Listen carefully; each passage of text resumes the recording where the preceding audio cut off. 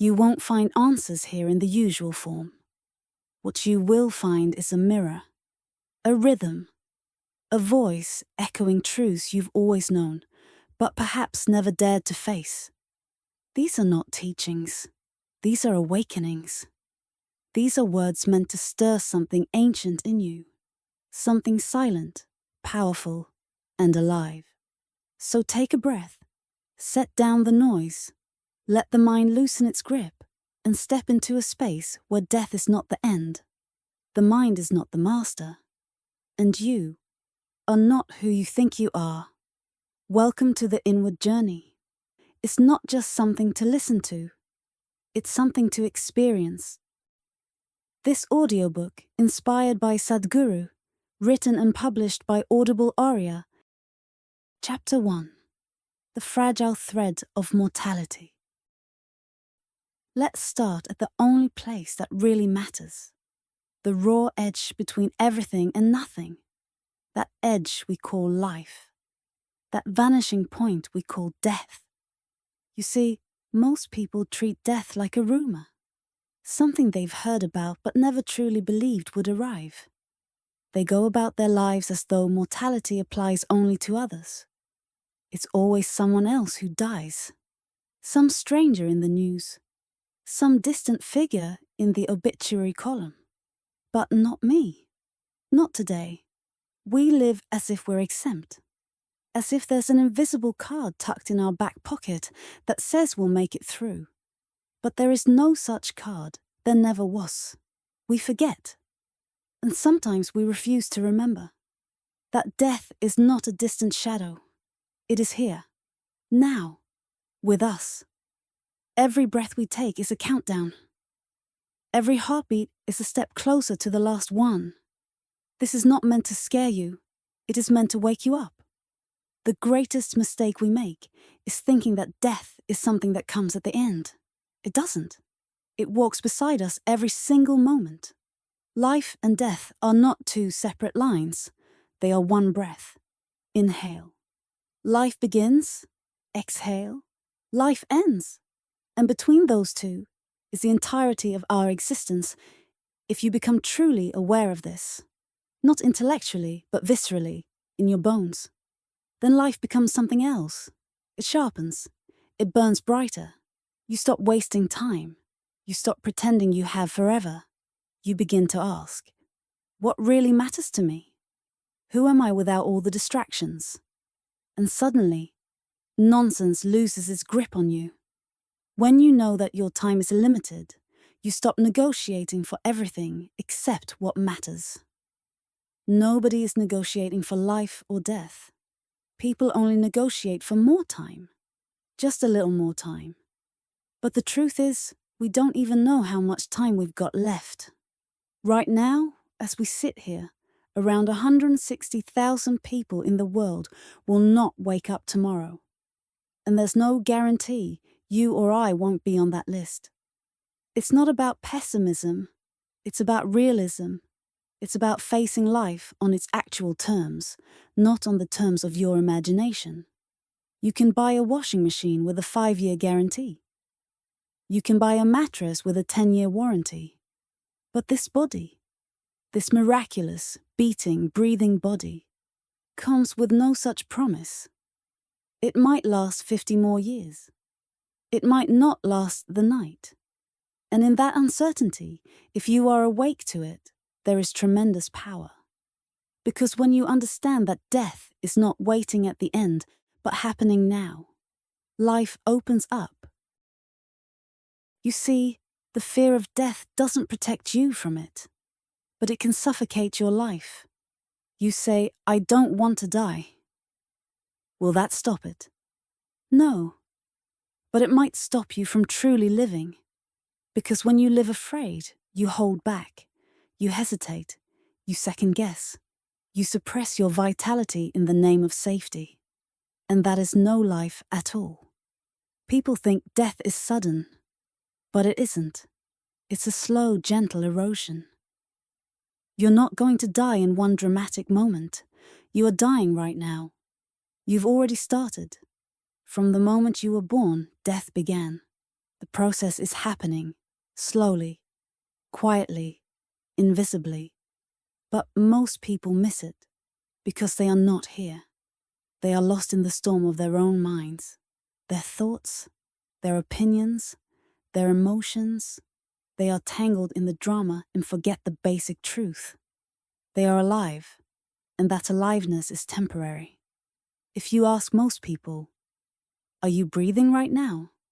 they will say yes, but they don't actually know. They're not experiencing it. They're not aware of the breath as it moves in and out. They only know it because they once read it in a book. That's the tragedy. We are alive, but we do not feel it. You know your heart is beating, but are you feeling it now? Is it part of your living experience, or just something you acknowledge in theory? The truth is, most people need something extreme, like fear or pain, just to notice their own heartbeat. Otherwise, they're too busy inside their own noise. That's why death comes as a shock. Not because people are scared, not because they're in pain, but because they suddenly realize, I didn't live. I didn't taste this life. I ran through it half asleep. And now it's over. They are bewildered, not afraid, not hurt. Just stunned that something so precious ended without ever being fully grasped. And it doesn't have to be that way. The moment you truly understand that life and death are one, that they are woven into the same fabric, you begin to live differently. You stop waiting for the perfect moment. You stop obsessing about things that don't matter. You start to see clearly. You see that your mind, for all its noise, is not everything. You begin to realize that even machines can now simulate your thinking. They can perform emotional expressions. They can say, I love you 20 times a day, and never mean a word of it. But still, we give so much importance to thought and emotion, as if they are the peak of what it means to be human. They are not. What you call thought is nothing but recycled memory. What you call emotion is just your chemistry responding to that memory. These things are not the truth of your being. They are just patterns, echoes, data rearranged in clever ways. And soon enough, machines will outperform you in both. So what's left? Awareness, consciousness, the simple, quiet, knowing that you are alive. Not your story, not your past, not your projections, just this moment, this breath, this beat. That is where life is. And that is where death is too. This is not philosophy. This is physics. If you stop breathing, you vanish. One moment you're here, the next gone. Just like that. Without a footprint. Without a trace. One missed breath and you're a memory. If you're lucky. So I say this not to depress you, but to free you. Because once you see it, really see it, you will stop living like you're immortal. You will stop pretending you have endless time. And you will start living like it matters. Like it truly, deeply matters, and it does. Because you are the most miraculous thing in the known universe. A lump of earth that became conscious. A mud ball that walks and speaks and dreams. And that, my friend, is not a small thing. But it won't last forever. So breathe like it's precious. Speak like it's your last chance. Love like it's now or never. Because in truth, this is your life. And it is already slipping away. Chapter 2. You shall die. And that is your gift. You shall die. That is not a curse. That is your freedom. It is the ultimate reminder that nothing needs to be taken too seriously. And yet, everything matters. Because if this moment ends, and it will, the only question that remains is, were you here for it? There's a kind of humility that comes when you know this truth deeply. Not just as a concept, but as a constant undercurrent in your awareness. The simple knowing that this moment will not return sharpens you, it humbles you, and strangely, it also lifts you up. See, when you know you're going to die, and that it could happen any time, not in theory, but in reality, you begin to ask the right questions. What am I doing that truly matters? What is simply noise? Who would I be if I stopped pretending I had forever? The most honest thing we can say about life is this: it is not guaranteed. Not for another year, or day, or even the next breath. This fragility is not a weakness. It is what makes life sacred. But we hide from this truth. We package death neatly into hospitals and rituals. We disguise it in euphemisms. We whisper about it. We avoid looking it in the eye. And because of that, we never get to know it. We never understand what it is. And we miss the invitation it offers. The invitation to live consciously. I've watched how people behave in their last days. I've seen their eyes when they realize it's ending. And most of them are not scared. They're not in physical pain. What I've seen most often is confusion. A kind of quiet, heartbreaking bewilderment. They don't know what happened. It's like they missed something, but they don't know what. They weren't here. Not really. They were caught up in their own heads, entangled in 1,000 things that didn't matter. And now it's done. That is the tragedy. Not that life ends, but that we fail to live it while it's here. You spend decades collecting things, money, status, opinions, arguments. But the only real question is, have you touched life? Have you tasted it in its raw, simple form? Have you known the intensity of being awake to your own aliveness? Because if you haven't, then all the rest is decoration. And death, when it comes, will feel like theft. But if you have lived, truly lived, then death is not a thief. It is a natural closing, like a story that knew when to end. I'm not speaking these words from philosophy. I'm not quoting scriptures. I'm simply pointing to what is already happening right now inside you. Your breath is rising and falling. Your cells are dying and regenerating. Your heart beats and ticks away the time you have left. You don't need belief to see this. You just need attention. But attention is the one thing most people never give. Not to themselves. Not to their breath. Not to the miracle of simply existing. Instead, they live like everything is permanent. Like everything can be delayed. Joy, love, truth, self-respect. They put it all on hold for a tomorrow that might never come.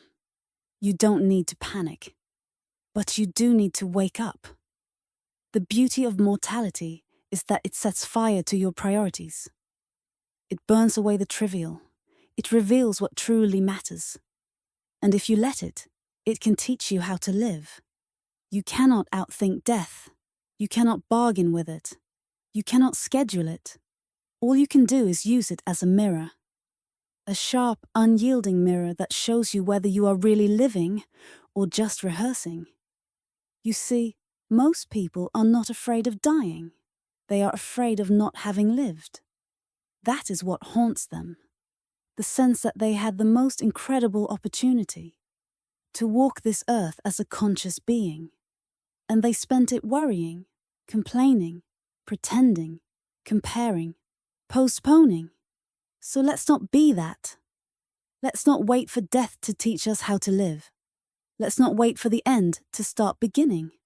Right now, you are alive. Right now, your heart is beating.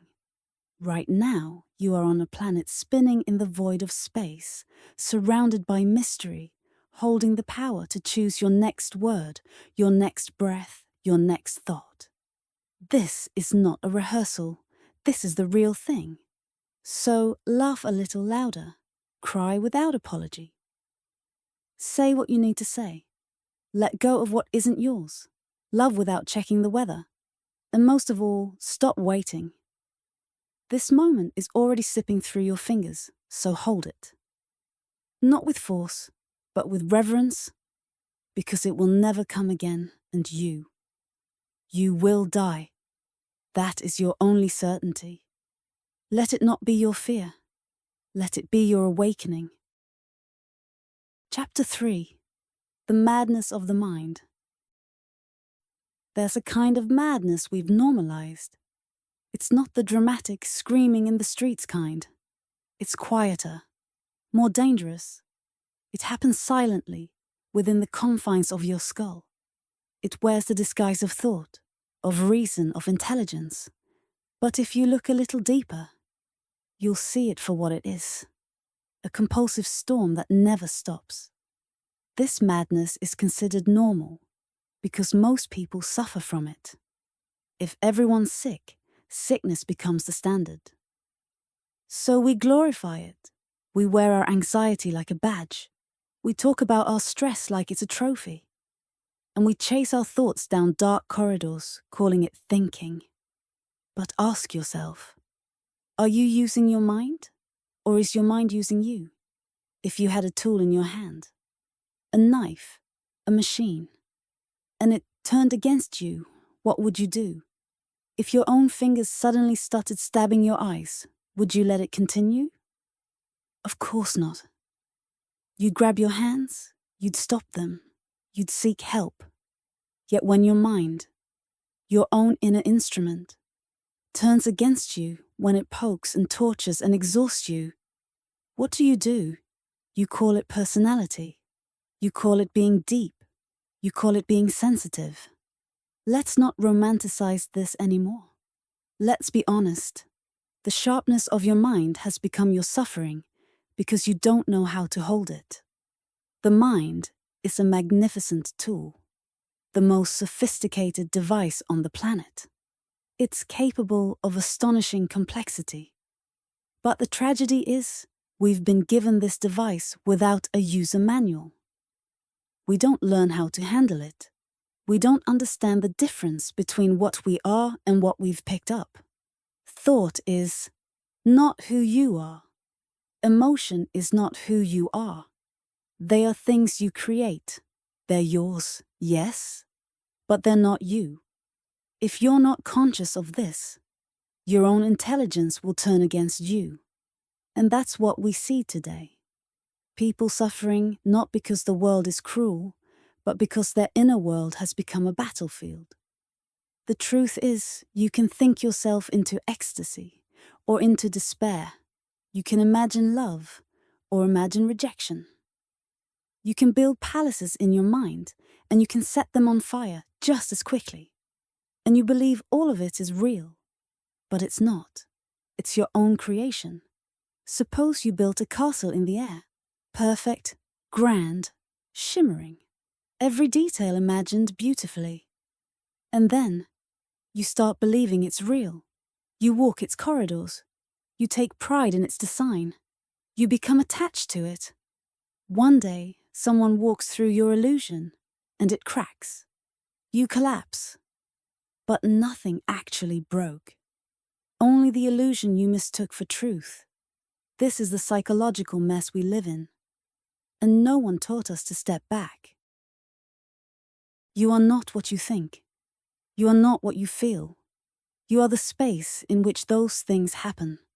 That space is still, quiet, untouched. That space is you. But most people never find it. They're too busy playing every role their mind invents. The hero, the victim, the genius, the fool. They cycle through 1,000 identities, all built on past impressions, future projections, and emotional echoes.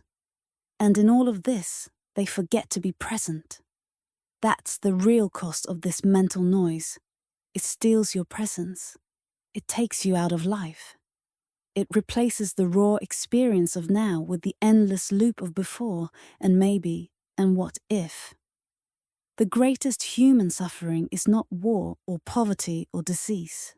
It is the fact that we can sit in the most beautiful place with everything we need and still suffer. Why? Because the mind has no brakes. It keeps spinning, analyzing, comparing, worrying. It generates endless commentary on everything. And we believe it. We never stop to ask, is this real? Is this mine? Is this necessary? That's the discipline we've lost. The discipline of attention. Not focused attention like in school, but existential attention. The capacity to be here fully. To see without judgment. To listen without interruption. To breathe without distraction. When that attention comes, something incredible happens. The mind softens. The noise fades. Not because you suppressed it. Not because you fought it. But because you simply stopped feeding it. You stepped out of the movie. And for the first time, you realized you were never the actor. You were always the screen. So don't be afraid of your mind. But don't be enslaved by it either. Recognize its place. Learn its patterns. Understand its tricks. And most importantly, stop taking it so seriously. If a computer generates random images and words, we call it data. If your mind does it, we call it drama. But it's the same mechanism. Memory in motion. You can be intelligent without being tormented. You can have a brilliant mind and still be peaceful. But only if you know how to set it down when it's not needed. It's like carrying a sword. Sharp, powerful, useful. But do you sleep with it in your hand? Do you eat with it? Do you let it wave around while you hug someone? No. You use it when needed, then sheath it. The mind is the same. It is a tool, not a home. You don't live inside a tool. You live inside awareness. And awareness, that quiet, steady flame, is never confused. It doesn't get caught in loops. It simply sees. So begin here. Not by trying to control every thought. That's a losing battle. Begin by seeing that your thoughts are not you. Your feelings are not you. They are your creations. Some beautiful, some strange. All temporary. Let them come. Let them go. But know yourself as the one who watches. Because that one, that silent witness, does not suffer. It only sees. Chapter 4. Dying before you die. To truly live, you must learn to die. Not at the end, but here, now, while you're still breathing. While your eyes are still open. This is not a poetic metaphor. This is the key. Because if you can die before you die, you will know something that most of the world misses. The difference between what you are and what you've gathered. Let's begin simply. Look at your life, everything you claim as mine, your name, your beliefs, your memories, your pain, your pride, your ambitions. You picked them up along the way. You weren't born with them. They are not you. They are the clothes you wear, the luggage you carry, your body. You gathered it from the food you ate, your thoughts. You gathered them from what you saw, heard, read, and absorbed. Even your emotions are simply your chemical response to those thoughts and situations. Layer by layer, identity by identity, you've constructed something. But you're so deep inside it now. You don't remember where you stop and where the mask begins. That's the problem. To live freely, you must first create space between yourself and all that you've accumulated. And this begins by dying. Dying to everything that is not essentially you. Not physically, existentially. Sit down one evening and just watch. Take 10 minutes and quietly observe. What have I gathered? This house? This body? These relationships? These beliefs? This mind? If you can sit there and say with honesty, yes, I've gathered this, but it is not me. You've already begun the process. You don't have to give it up. You don't need to renounce anything. Just set it aside for a moment, like putting down a bag you've been carrying for too long. and then sit. In that space, you will feel it. The silence, the clarity, the lightness. That is the beginning of real life. The kind that doesn't depend on thought, on memory, on narrative. The kind that simply is, if you can sleep like that. Untouched by the identities and impressions of your day. You will wake up a different person, a little freer, a little clearer, a little closer to who you really are.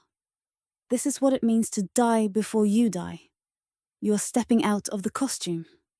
Not forever, just for a moment.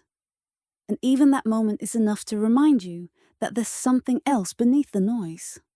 A presence, an aliveness, a being. But the truth is, most people never even try. They cling to what they've gathered with desperation. They build shrines to their opinions. They guard their self-image like it's treasure. And in the process, they lose the opportunity to live. Because when you believe what you've gathered is you, your mind becomes an endless loop. It cannot rest. It cannot let go. It has too much to protect. That's why thoughts keep running like mental diarrhea. That's why people can't sit in silence. That's why joy has become rare and peace has become an achievement. It's not because life is hard. It's because you're dragging too much of what isn't you. And what happens when your mind becomes like this? You can't be still. You can't be here. You can't even be with yourself. You keep moving, distracting, consuming, scrolling, because the moment you stop, all that noise comes rushing in. So, what's the solution? Don't add more. Remove. You don't need to pile on more thoughts, more practices, more philosophies. You need to let go, not permanently, just enough to breathe, just enough to see. When you stop identifying with what you're not, the mind settles. Thoughts slow, emotion softens. You're not applying brakes. You've simply cut off the fuel. You're not fighting the mind. You're just stepping out of the driver's seat. That's the freedom. That's the dying that leads to living. We've made death into a villain, something to avoid, to fear, to deny. But death is not the problem. It is your teacher. It is your mirror. It shows you exactly what you're clinging to. And the greatest gift you can give yourself is to let go before life takes it from you. This is not detachment. This is intelligence. When you see clearly that you are not what you've gathered, you stop defending it. You stop obsessing over it. And slowly you begin to live as yourself. Not your roles, not your possessions, not your projections, but the simple presence of who you are. Then life becomes effortless. Then peace is not something to chase. It is the background of your being. Then love is not something you seek. It is your natural expression. And when death finally comes, as it must, you won't be afraid, because you've already practiced the letting go. You've already learned the art of release. You've already died, and you've seen that on the other side is life. Real, raw, undistracted life. That is why the great masters always said, die before you die, because that death is the beginning of everything. Chapter 5. Runanubandha, the weight of memory. There is more to your body than blood and bones, more to your mind than thoughts and dreams. Beneath what you call yourself, there is a web, a sticky, invisible network of impressions. Memory, not just the kind that recalls your phone number or your first love. Deeper than that. Memory that isn't stored in your head but etched into your body, your energy, your very presence. This is what we call Runanubandha, the residual memory of contact, the imprint of touch. Every time you connect with someone physically, emotionally, sexually, energetically, you're not just having a moment. You're leaving an imprint. You're taking something in and you're leaving something behind. And whether you're aware of it or not, those threads accumulate. The body remembers what the mind forgets. The body remembers every intimacy, every betrayal, every embrace, every trauma. And this memory, these invisible bonds, shape who you are far more than you realize. They shape how you feel when you enter a room. They shape the kind of people you're drawn to. They shape your compulsions, your moods, even your sense of identity. You may think you've moved on, but if the body still remembers, then part of you is still there. This is not some mystical superstition. This is energetic reality. Your body is not just a flesh container. It's an antenna. It picks up, it stores, it broadcasts. You don't need to believe it. Just observe how you feel when certain people walk into the room. You've said it. I don't know why, but their presence just disturbs me. Or, I feel calm around them, even though we barely talk. Why? Because their memory has touched yours, even if your minds have never met. And the more contact you've had, especially physical or sexual, the deeper the imprint. You may think it was casual. You may have walked away without a word, but something was exchanged. And it doesn't vanish just because you forget. People think sex is just physical, but every cell in your body participates. Every part of your system opens up. And when you open like that, impressions go deep. That's why, in certain traditions, sexual union was treated with such sacredness. Not because it's bad, but because it's powerful. And anything powerful must be handled with awareness. Every experience you have, every touch, every moment of emotional openness, if it happens unconsciously, it leaves behind residue. And over time, that residue becomes a burden. You start carrying people who are no longer in your life. You carry their impressions. You carry their emotions. You carry fragments of their pain, their confusion, their expectations. It's like walking through life with 100 invisible threads pulling at you in different directions. No wonder people feel lost. No wonder they struggle to make clear decisions. No wonder they can't find stillness. You cannot move freely when you're carrying 1,000 invisible bags. So what do? You become aware. The solution is not to shut yourself off from the world. The solution is not celibacy or detachment or building walls. The solution is consciousness. When you're conscious of the way impressions form, you become careful with how you touch the world. You don't touch unconsciously. You don't bond carelessly. You don't make jokes about energy because you understand that energy is not a joke. You choose your intimacy with awareness, not fear. You know that every connection changes you, and so you choose wisely. And when you realize you've already formed bonds that no longer serve you, that are weighing you down, that are clouding your clarity, then you cleanse, not through rituals necessarily, but through presence, through the simple act of watching what you've carried and letting it go. This can be done. It must be done. Because without clearing your runa nubandha, your life is not truly yours. It's a tangle of others. Other people's touch, other people's pain, other people's unfinished stories. You're trying to write your own script on a page that's already crowded with someone else's handwriting. But when you sit quietly, when you go inward, when you simply observe all the ways you've been entangled, the awareness itself is the beginning of freedom. It's like looking at a knot, not with frustration, but with patience. And with each breath, the knot loosens. You may cry. You may laugh. You may feel strange waves passing through you. That's okay. It's not madness. It's cleansing. Runanubandha doesn't need to be feared, but it must be respected. If you don't manage it, it will manage you. It will color every choice you make. And you'll keep wondering why certain patterns keep repeating in your life, why certain relationships feel heavy, why certain emotions won't leave, why you keep circling the same inner terrain.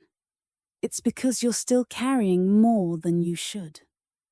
We think we are only our conscious mind, but that's like thinking the visible part of the iceberg is the whole thing. There's more below, much more. And much of it is memory. Not just yours, but the accumulated residue of everyone you've touched and everything that's touched you. So don't just clean your house, clean your energy. Don't just declutter your calendar, declutter your being. And don't just release what's outside of you.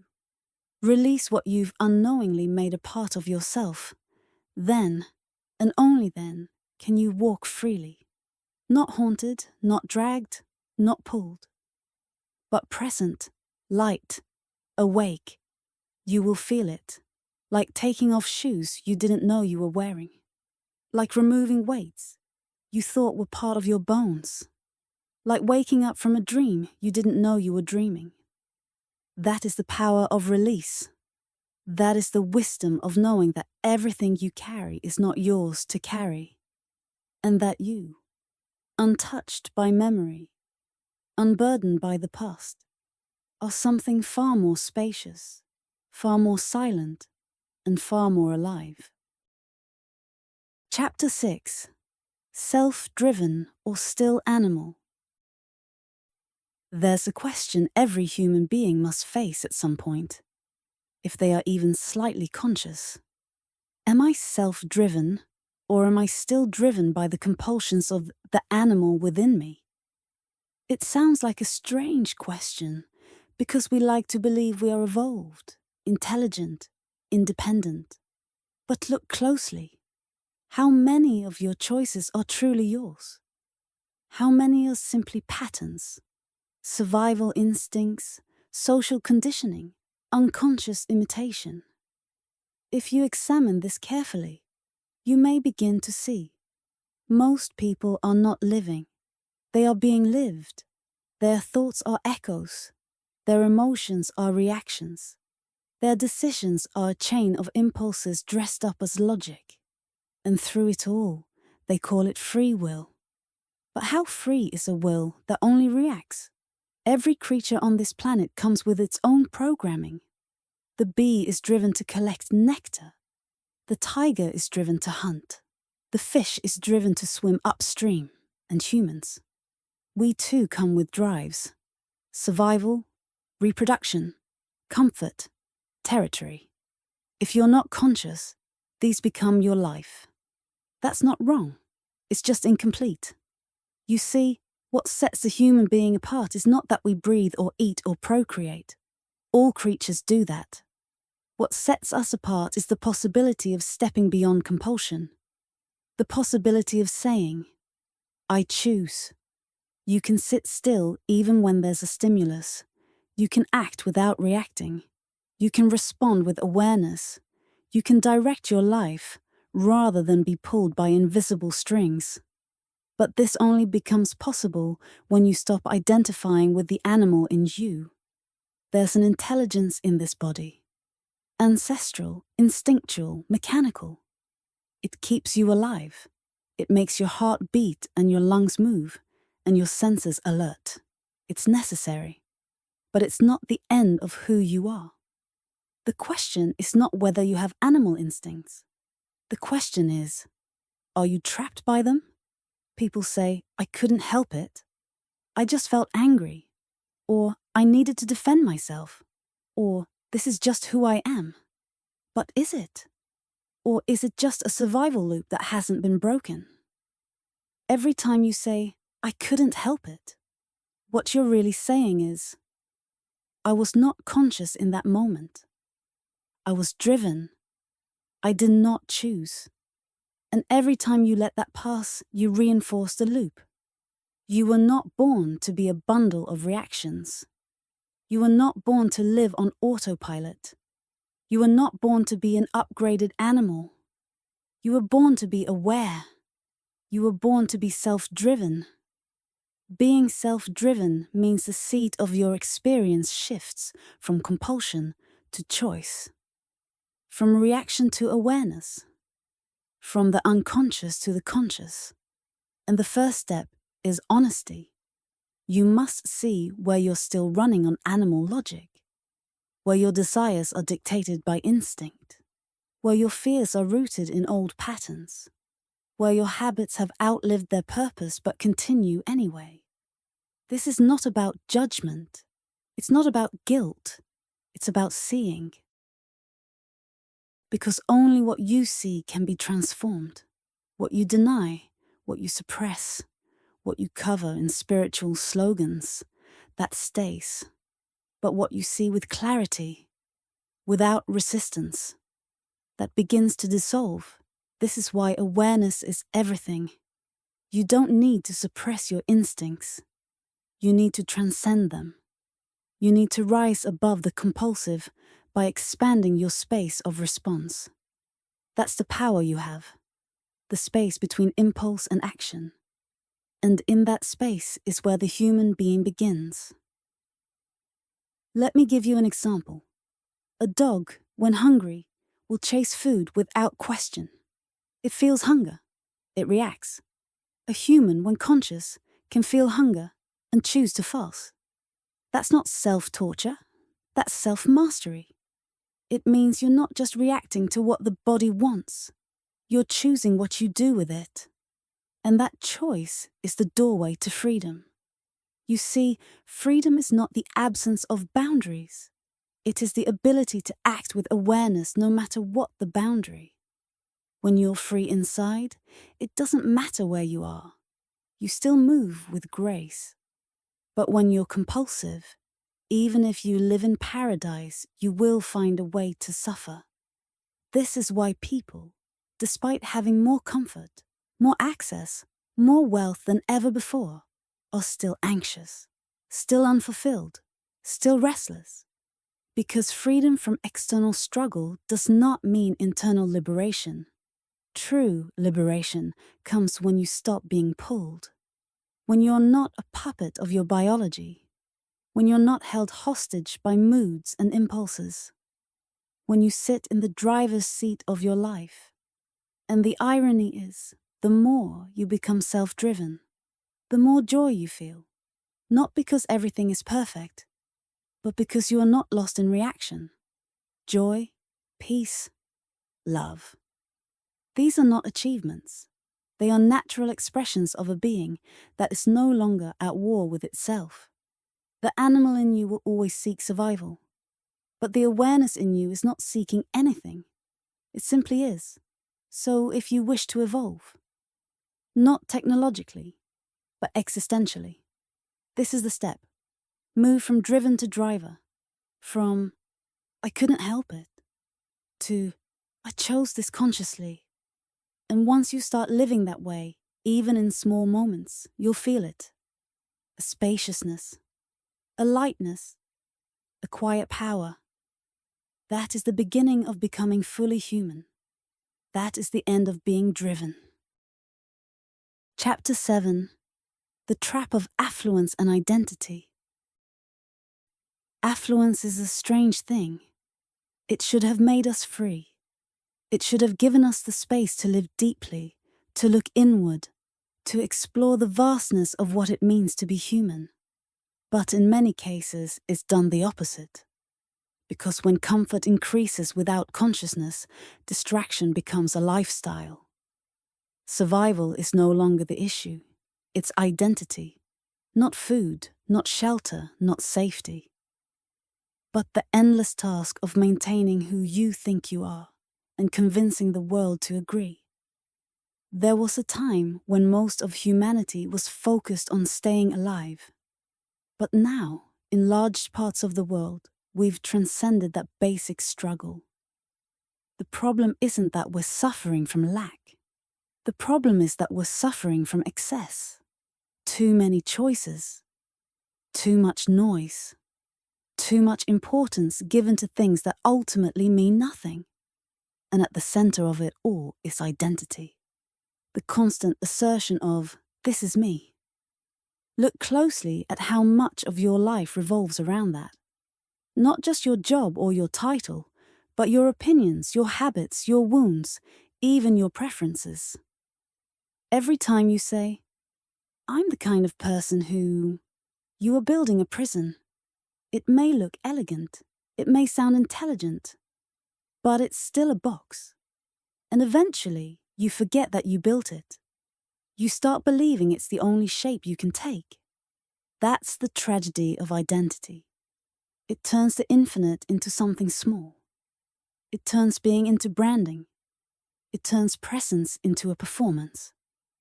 Affluence feeds this. Because when you have more resources than you need, the mind doesn't necessarily become still. It just finds new things to cling to. You no longer worry about survival, so you start worrying about being liked. You stop fighting for food, and you start fighting for attention. We've taken our freedom and traded it for validation. We've built entire systems to prop up identities that were never real to begin with. Social media, fashion, politics, spiritual tribes. All of it can become an echo chamber of self-definition. A place to constantly reaffirm, this is who I am. This is what I stand for. This is what I hate. This is what I love. And beneath all of that is a quiet desperation. Please don't let me disappear. But here's the irony. The self you are so desperate to preserve was never you to begin with. It's just a collection of preferences, beliefs, and wounds. A patchwork of the past, a reaction to the world. And clinging to that, especially in times of prosperity, keeps you shallow. It keeps you afraid. It keeps you addicted to things that cannot fulfill you. Not because they're evil, but because they're empty. Affluence has given us the time to look inward, but we use it to look in mirrors. It has given us tools to build anything, and we use them to build images. You can sit in a beautiful home, eat expensive food, wear perfect clothes, and still be miserable. Why? Because none of those things touch the real you. They touch your identity. They dress it up. But they can't reach who you actually are. And the more invested you are in your identity, the harder it is to let go. Even when it hurts, you will defend it. You will suffer for it. You will fight wars over it. Because once you mistake the mask for your face, any threat to the mask feels like death. But it's not death. It's liberation. Letting go of identity doesn't mean you become nothing. It means you stop being confined. You stop being predictable. You stop repeating the same patterns in new clothes. You begin to live, not from what you've decided you are, but from what is alive in you right now. That's where joy comes from.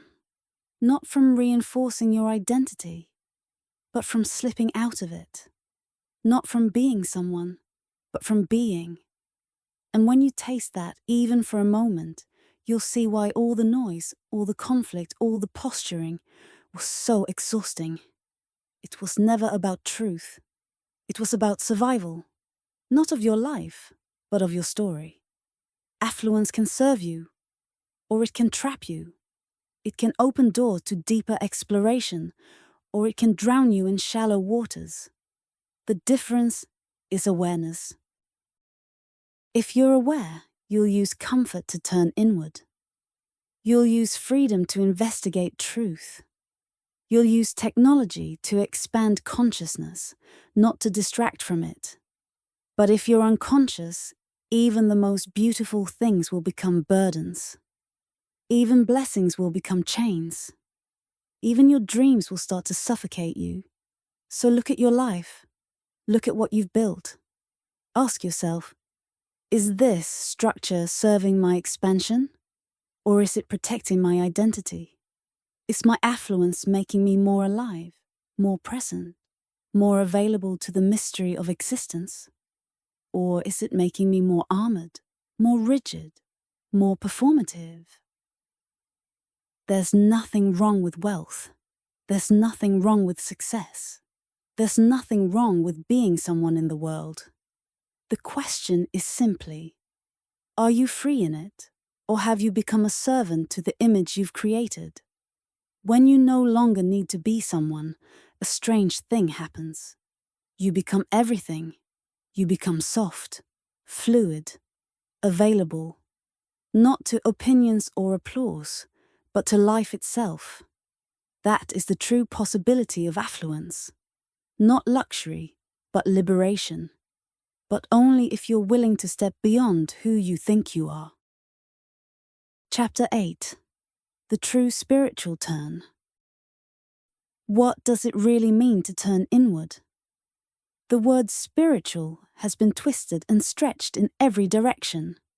For some, it means lighting incense and chanting mantras. For others, it means yoga poses or sacred books. And for many, it has become a fashionable escape, a new identity layered over the old confusion. But spirituality is not about what you wear or what you say. It's not about joining a club or renouncing the world. True spirituality begins when you turn inward, not for entertainment, not for identity, not for status, but because you've realized that nothing outside of you can satisfy what's stirring within. It is the moment you stop blaming the world for your experience and start looking at the source of it all, yourself. This turning is not glamorous. It doesn't begin with fireworks.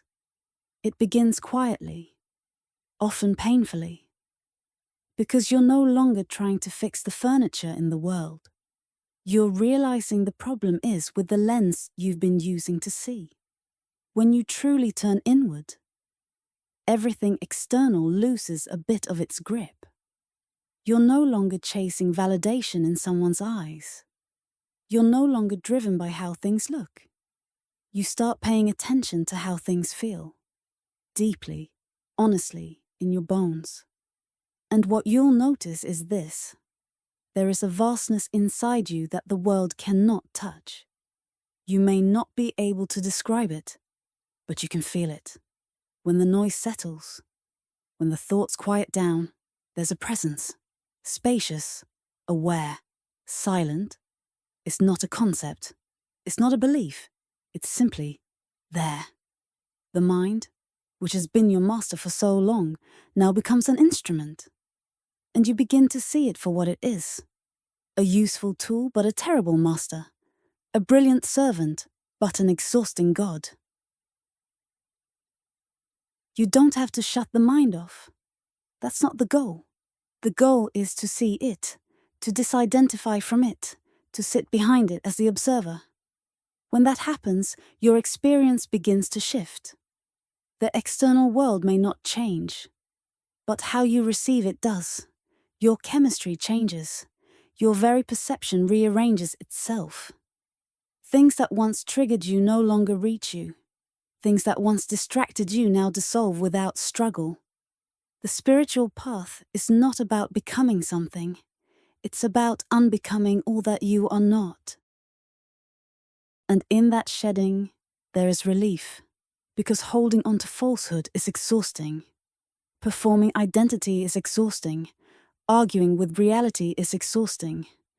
When you stop, when you truly turn within, you'll see that peace was never far. Joy was never far. Grace was always there, just hidden under the noise. Spirituality is not a trick. It's not an escape. It's not a fix for your problems. It is the recognition that you are not your problems, that the one who sees the problem is untouched by it. This is not philosophy. This is direct perception. You may still live in the same house. You may still go to the same job, but the one who's living and walking and speaking is no longer entangled. The one behind the mask has woken up, and with that comes a sweetness, a softness, a natural compassion, not because you practiced it, but because you stopped being rigid. The truly spiritual person is not separate from life. They are immersed in it, but untouched by it. They move through the world like wind through trees, present, effective, but free. And they don't need attention. They don't need applause.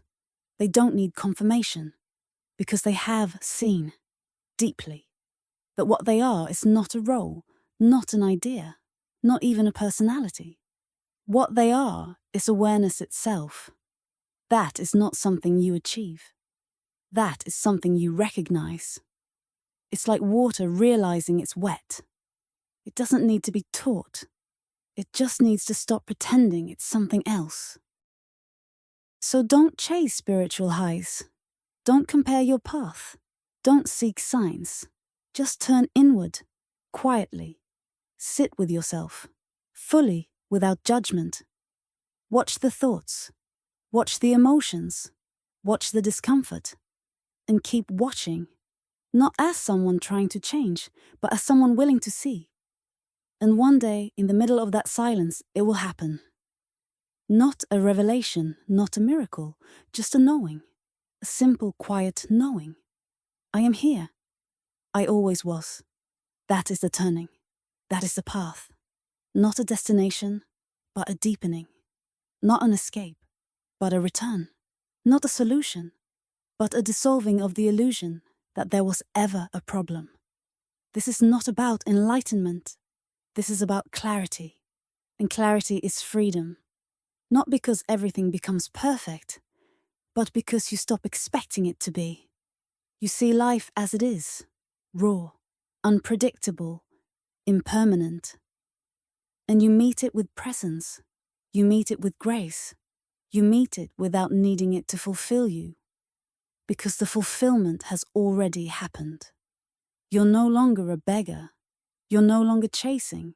You're simply living. Fully, gently, completely, from within. And that, finally, is what it means to be spiritual. Chapter 9. The Art of Dying Well. Death is not the end. It is the final expression of your life, the closing gesture, the last movement of the dance. And like any meaningful ending, how it arrives, how you meet it, says everything about how you've lived. People fear death, not because they understand it, but because they've avoided it. They've kept it at a distance, tucked away behind hospital curtains and cultural rituals, never quite looking it in the eye. But what is avoided only grows darker. What is denied only gains power over you. To die well is not to die without pain. It's not about dramatics or legacies or even being remembered. To die well means one thing: to go with grace. Grace does not come at the last minute. It is not something you purchase or plead for in the final hour. It is built. It is earned. It is cultivated in the way you live. Every moment you spend awake, every day you live lightly, every time you release instead of clinging, you are rehearsing death. And you must rehearse it, because death will not wait for your permission. It will not wait for you to finish your plans or say your goodbyes or resolve your inner questions. It will come when it comes, without a knock. And you will be asked to leave, ready or not. So ask yourself now, if it happened this moment, are you ready? Not in terms of your affairs or your relationships, but in your being. Are you ready to release this breath, this body, this entire story of who you've been? Because that is what death requires. A complete letting go. Not a partial goodbye, not a symbolic farewell. A full release. And most people are terrified because they've never practiced that kind of surrender. They've only practiced attachment, They've collected, held on, built identities, gathered people, achievements, ideas. And now, the thought of letting go feels like being torn apart. But what if you practice letting go every day? Not dramatically, not as a performance, just quietly, gently. You wake up and you notice a thought that no longer serves you, and you let it go. You feel a story rising, one you've told yourself for years. And instead of repeating it, you pause, you breathe, you release. This is dying before you die. This is the art of dying well, because death, in its essence, is not cruel. It's not a punishment. It's just a doorway. And what passes through that doorway is not your job title, not your opinions, not your memories. It is your quality of being. If your being is agitated, unresolved, grasping, death will feel like violence. But if your being is light, spacious, clear, death will feel like slipping into silence, like returning to stillness, like dissolving into what has always been. Some people know this. You see it in the way they leave. There is no fight, no fear, just presence, just an acknowledgement that the moment has come and they are not resisting. In some traditions, this is called mahasamadhi, the conscious exit, not because they've mastered some technique, but because they have lived in such a way that nothing is left undone. No burdens remain, no masks to hold. They are ready because they have lived completely. This is possible for you, not just for monks or mystics, but for anyone who chooses to live with awareness, who doesn't waste time pretending, who doesn't postpone their peace, who doesn't carry what isn't theirs. You don't need to fear death. You need to fear not living before it comes. And modern culture does not help with this. It has made death sterile, distant, medical. We hand over our loved ones to institutions. We cover their faces. We hush our voices. We speak in past tense too soon. But death is not something to be ashamed of. It's something to witness, to feel, to honor.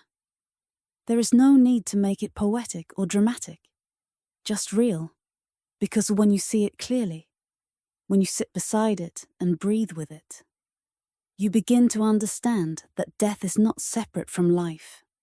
It's not the opposite. It's not the enemy. It is simply the other side of the same truth. And you begin to live differently. You speak what matters. You stop saving your joy for later. You laugh more easily, cry more openly, and love without delay. Not because you're reckless, but because you're present. That presence is the preparation, not fear, not fantasy, just presence. The truth is, you don't know when or how it will happen. You may have warnings. You may have no time at all. But you can choose now how you want to meet it. You can choose the posture of your spirit. And if you've lived in surrender, not submission, but surrender, then when the moment comes, you'll know what to do. You'll breathe in as you've done 1,000,000 times before. And then you'll breathe out, not with fear, but with freedom. That is the final letting go. And that is dying well. Chapter 10. Don't take yourself so seriously. There's a strange freedom in realizing this. You are not that important. Not in the way you think you are. Not in the way the world sometimes convinces you to be. You are a blip. A momentary burst of aliveness on a spinning planet that itself is barely a dot in the cosmos. And yet, we walk around carrying the weight of our stories like they shape the universe. We suffer because we believe our pain is unique. Our failure is monumental. Our success must be displayed. Our opinions must be heard. Our image must be maintained. We think the world is watching, waiting, judging, remembering. But the truth is, it's not. Everyone is caught in the gravity of their own story. Everyone is acting out their own script. And in this theatre of self-importance, most people forget to laugh. That's what seriousness does. It tightens you. It narrows your vision. It makes you defensive. You become rigid, armored, afraid of being wrong, desperate to be understood, unable to let things pass. But life is not asking for your seriousness. It's asking for your sincerity. There's a difference. Seriousness is heavy. It's ego dressed in concern. It says, this is who I am, and I must protect it at all costs. Sincerity is different. It's open, light, playful, yet present. It says, I'm here, I care, but I don't need to pretend that I have it all figured out. The ones who truly see life, who see its mystery, its absurdity, its beauty and its fleeting nature, they don't become grim. They become light. They smile more. They laugh, not at others, but at themselves, because they've seen the illusion of control. They've seen how little of life is truly in their hands. And instead of resisting it, they bow to it. They dance with it. If you take yourself too seriously, you become brittle. Every criticism becomes an attack. Every failure becomes a personal tragedy. Every mistake becomes shame. But if you see the humor in your humanity, you become free. You can trip and laugh. You can fall and get up. You can say, I was wrong, without collapsing. You can lose and still glow, because you know, deeply, that none of this defines you. The body will fail. The mind will err. The emotions will rise and fall. And all your carefully crafted identities will vanish one day. So why grip them so tightly? Why not move through this life like a traveler, present, grateful, unattached? You are not here to win some game. You are here to taste existence, to breathe deeply, to love foolishly, to speak truth even when your voice shakes, to stand silent when silence is what the moment calls for, to hold hands, to let go. This does not mean you live without care. On the contrary, it means you care deeply, but without control. You love fully, but without clinging. You engage, but without ownership. And in that balance, you'll find joy. Real joy. The kind that bubbles up for no reason. The kind that doesn't need approval. The kind that can laugh through tears. The kind that can sit quietly and feel whole. Because it's no longer about being someone. It's about being. So don't wait to be humbled. Humble yourself. Don't wait to be laughed at. Laugh at yourself. Don't wait for death to strip away your pride. Drop it now. See the cosmic joke of it all. And smile. You are here. For a blink. No one knows why. No one knows what comes next. And that is beautiful. It means you're free. Free to not know. Free to not pretend. Free to live this life as it truly is. Wild, unpredictable, fleeting, sacred. So take a breath. Drop your shoulders. Soften your gaze. And for once, let it all be enough. This moment, this breath, this version of you. And walk gently now, with a quiet smile and a lighter step. Because you finally understand. You are not the center of the universe. You are a part of its dance. And the dance does not need to be perfected. It only needs to be danced. Thank you for listening.